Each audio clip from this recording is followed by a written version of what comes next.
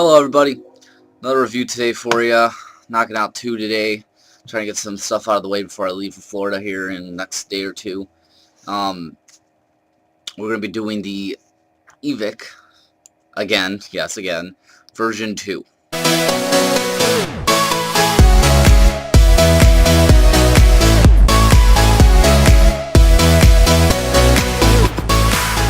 So, the Evic, version 2, not 1.0, not 0.2, version 1.2, sorry.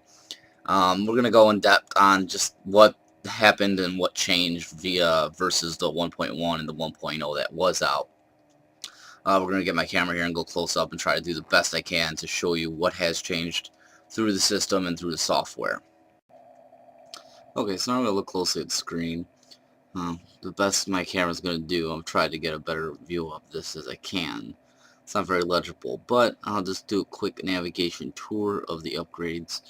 From here, if you could see, opposite side, up here we got the puffs taken and puffs remaining. So, and then you got the voltage, and then you got on the opposite side the battery meter. So that's identical to how it was, but now you can actually change this, and you don't even have to go into the menu to do it. Actually, could hold your I'm doing everything backwards here. So dial one way, and you'll see the information up top has changed. It now actually went to time and date, so you could actually show those two instead of puffs, because some people don't like the puff counter.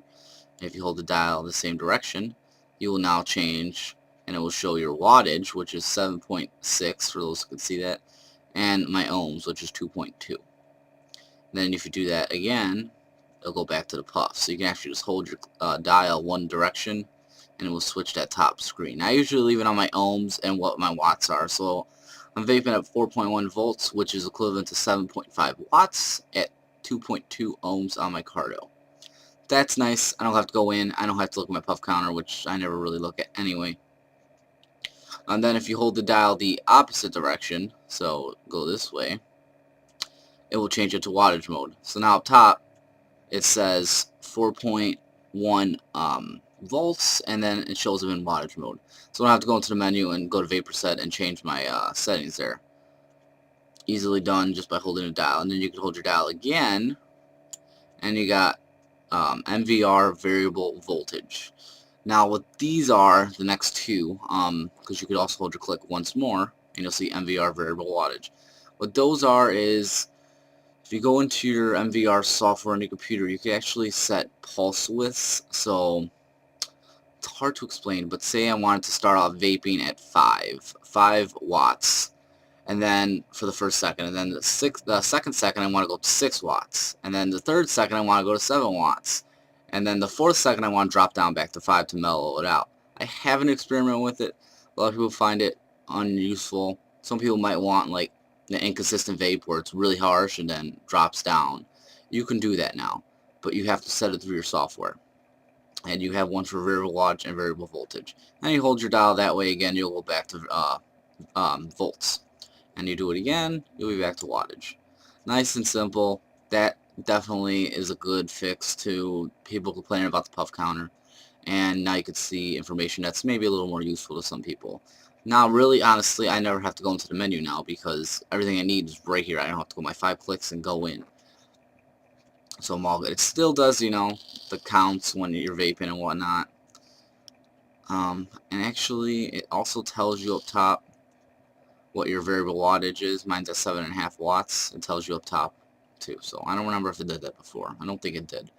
The menu, you're probably not going to be able to see anything in the menu because everything is, yeah, of course. They changed a few things. They made it a little easier to navigate. For instance, say we're going into a setting. I could exit, and it will automatically take me to the exit. So I don't have to scroll all the way to exit anymore. It automatically takes you to the exit menu. So, you know, you change your setting, you're at exit, you press your enter button or your fire button, and you're out of the menu. They changed a few other things. There's an auto mode. Let me get into that because I'm going to have to look at this. I can't see off my screen here. I'll show you this one feature that's pretty neat. Might not be neat for some people, but you can go into where it says, let's see, I believe it's under vapor set. Yeah, you go into vapor set and it says mode. and then you'll have an option for manual or auto. And let's change it to auto. And it'll actually let you set seconds. So I have that's a 5 there. You can't see that, but it's 5. So I'm going to click enter on that. See, it automatically took me to exit, and I'll click enter again and exit again. And now I'm in almost like when we used to smoke the auto electronic cigarettes, where you didn't have a button. You would just take a pull on it and it would activate. So what you're really doing now is pressing your fire button, and my hand's off of it here, and it's firing. And I set it for 5 seconds, so it'll fire for 5 seconds.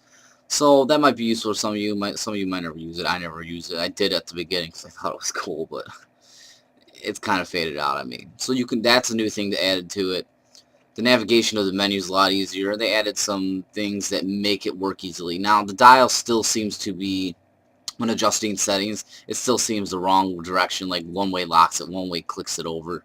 That's still quirky. But they did fix the menu, and it's a lot easier to work with, and there's a lot more settings now in there. So that will help, and just the home screen entirely is just 20 times better.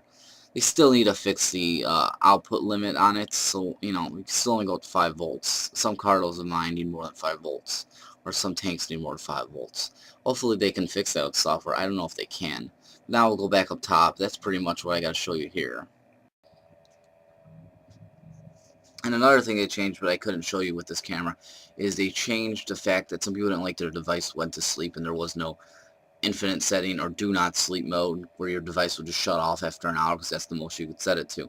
Now there is a never, so you could actually set it to never, and your device will never turn off. Not meaning it will fire on its own, meaning it won't go in sleep mode and you don't have to turn it off every time you set it down for an hour. So they changed that too. There's other things you'll notice as you go into the menu. If you have one, you'll notice the things that changed. Like I said in one of my previous updates, you can get it from Joyetech's website, and I believe Ovale's website.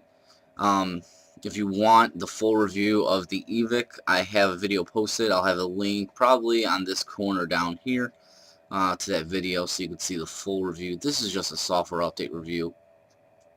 And another thing that happened to me was I upgraded through Joyetech's website, because that's just where I ended up going to look for the update, and now my device has Joyetech software on there, which I'll show you here. Kind of weird. I know they're both really technically the same, but let me power this off. See, now it says Joyetech. Turn it back on. Yep, it says Joyetech. And it's clearly an Ovale Evic, but I don't know. I guess Joyetech software works on here too. That shows you how interchangeable these guys are.